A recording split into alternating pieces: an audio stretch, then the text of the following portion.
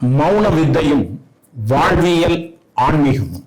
வாழ்வில் வெற்றி பெற வேண்டும் என்றால் மௌனமாக இருக்க தெரிதல் வேண்டும். பொதுவாக மௌனம் என்பது வாய் பேசாமல் இருத்தல் என்ற ஒரே செய்தியை மட்டும்தான் நமக்கு பதிவு செய்திருக்கிறார்கள்.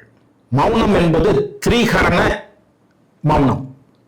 மனம் அமைதியாக இருக்க வேண்டும், வாக்கு அமைதியாக இருக்க வேண்டும், உடல் அமைதியாக இருக்க வேண்டும். எனவே மனதால் மௌனம், வாக்கால் மௌனம், உடலால் மௌனம்.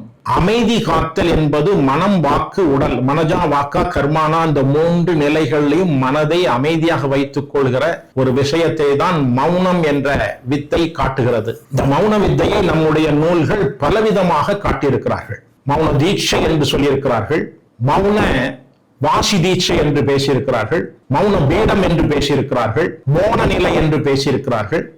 இவையெல்லாம் நாம் ஆன்மீக பாதைக்கு கொண்டு செல்கின்றன என்பதல்ல.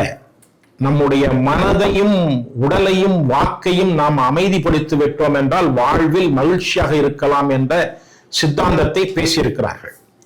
எனவே இந்த மௌனத்தை பற்றி பேசுகிற பொழுது ஒரு சிறிய பயிற்சியையும் இந்த கட்டுரையாளர் வழங்க உள்ளார். மூலாதாரம் என்று சொல்லக்கூடிய அந்த பெருமியம் என்ற இடத்தில், உடம்பில் குதத்திற்கும் குறிக்கும் இடைப்பட்ட பகுதியில் உள்ளார்ந்த அந்த சூக்கும மையத்தில் அகர உகரத்தை இணைக்கின்ற ஒரு பயிற்சி.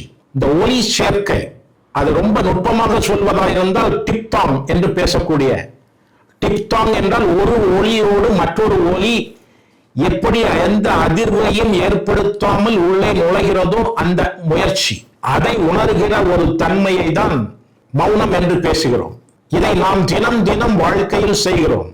நாம் பேசுகிற பொழுது, நாம் சிரிக்கிற பொழுதெல்லாம் நம் உடம்பில் இந்த ஒளி சேர்க்கை நடக்கிறது. அதனால்தான் உடம்பில் இருக்கக்கூடிய ஒவ்வொரு அணுத்துகள்கள், அதாவது செல்களும் மிக அற்புதமாக வேலை செய்கிறது.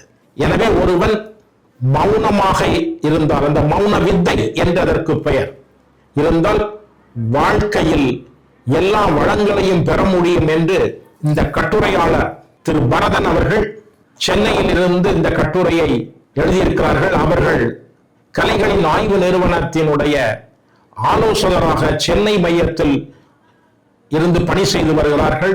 அவர்கள் இந்த கட்டுரையை வழங்க உள்ளார்கள். வணக்கம்.